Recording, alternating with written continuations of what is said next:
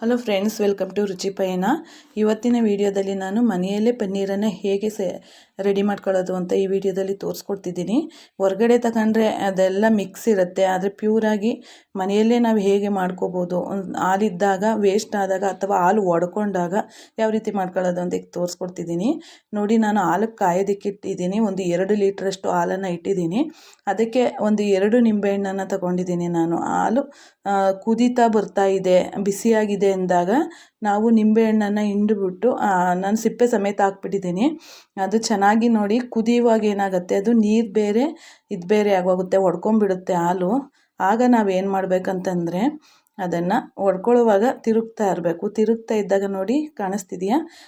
ಈ ರೀತಿ ಆಗತ್ತೆ. ಈಗ ನೋಡಿ, ಇದನ್ನು ಒಂದು ನೀರನ್ನು ತೆಗೆದು ಬಿಡಬೇಕಲ್ವ. ನೀರನ್ನು ಚೆನ್ನಾಗಿ ಸೋಸ್ಕೊಂಡು ಏನು ಮಾಡಬೇಕು, ಒಂದು ಕಾಟನ್ ಬಟ್ಟೆಗೆ ಹಾಕಬೇಕು. ಎಷ್ಟೊಂದು ಬಂದಿದೆ ನೋಡಿ, ಪ್ಯೂರಾಗಿರುವಂಥ ಪನ್ನೀರು. ಇದನ್ನು ನಾವು ಒಂದು ಕಾಟನ್ ಬಟ್ಟೆಯಲ್ಲಿ ಚೆನ್ನಾಗಿ ಹಿಂಡಿದ್ರೆ ಏನಾಗುತ್ತೆ, ಬಟ್ಟೆನೇ ಹರಿದೋಗ್ಬಿಡುತ್ತೆ ಬಿಗಿಗೆ. ಅದಕ್ಕೆ ಅದ್ರ ಮೇಲೆ ಒಂದು ಬಿಗಿಯಾಗಿರುವಂಥ ವಸ್ತುನೇ ಇಟ್ಟರೆ, ನೋಡ್ತಾ ಇದ್ದೀರಾ, ಸಾಫ್ಟಾಗಿರುವಂಥ ಪ್ಯೂರಾಗಿರುವಂಥ ಪನ್ನೀರು ರೆಡಿಯಾಗಿದೆ. ಇದನ್ನು ಮನೆಯಲ್ಲೇ ನಾವು ರೆಡಿ ಮಾಡ್ಕೋಬೋದು. ಹೊರಗಡೆ ತಂದು ಮಾಡ್ತೀವಿ ಅಂದರೆ ತುಂಬಾ ಎಕ್ಸ್ಪೆನ್ಸಿವ್ ಅಂತಲೇ ಹೇಳ್ಬೋದು. ಹಾಗಾಗಿ ಹಾಲಿದ್ದಾಗ ಈ ರೀತಿ ಮಾಡ್ಕೊಳ್ಳಿ.